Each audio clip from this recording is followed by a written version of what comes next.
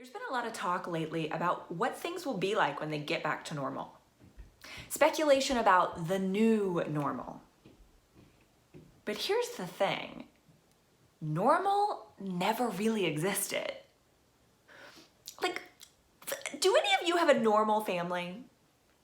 And let me clarify. So by a normal family, I mean everybody's completely normal. So there's no dysfunction or mental illness or addiction. And whenever you all get together, everybody gets along 100%? Yeah, that's what I figured. I mean, almost no time do I get, yes, my family is completely normal. The whole reason we judge other people who are different than us is because we have this ridiculous idea that normal exists as one singular definition. Newsflash, it doesn't. Each one of us have a set of lived experiences that shapes our individual definition of what normal means. What's normal for somebody who grew up on the Mississippi Gulf Coast like I did might be very different than what is normal for somebody who grew up in New York City or in Tokyo, Japan. All sorts of things shape our individual definitions of what normal means. The opinions and values of the parents and families that raised us, whether we had parents to raise us at all, whether we grew up rich or poor or middle class. How might we be more curious about trying to understand somebody else's definition of normal instead of judging their lives by our own version of normal? Normal is a spectrum, and so are most aspects of life. But instead, we want everything to be this or that, yes or no, right or wrong. We're uncomfortable swimming in the uncertainty.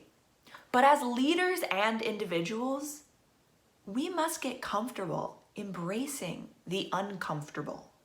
We will never go back to the old normal.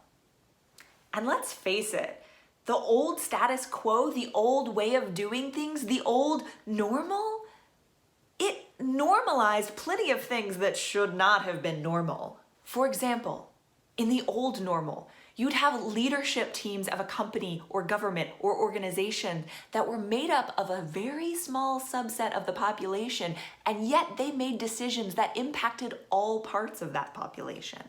In the old normal, you have companies that care more about the next quarter earnings than you do about their long-term ramifications on people and the planet. We cannot go back to business as usual. We have an opportunity to reimagine the future of work, the future of education, the future of humanity. As startup founders, investors, and business leaders, we have an opportunity, an obligation to reimagine the archaic systems of oppression that have ruled our lives for far too long.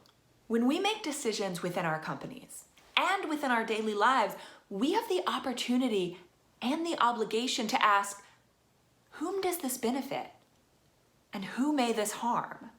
When we're developing software backed by artificial intelligence and machine learning, we have the opportunity and the obligation to ask, are we building bias into our software?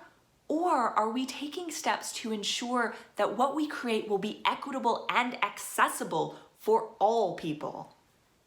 As we build out our teams and advisory boards, and as we expand our networks of friends and professional colleagues, we have the opportunity and the obligation to ask, who here will push us further to challenge the status quo? In what ways might I broaden the diversity of my team or my personal network?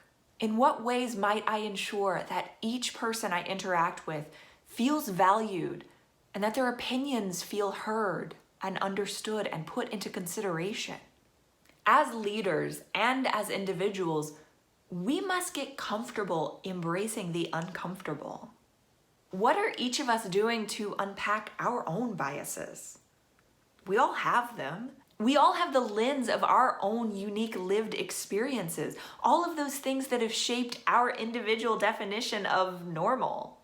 We must also be willing to do the uncomfortable work of unlearning and unpacking the ways in which an unjust and unequal society has shaped us as individuals. And we must be willing to redefine business as usual.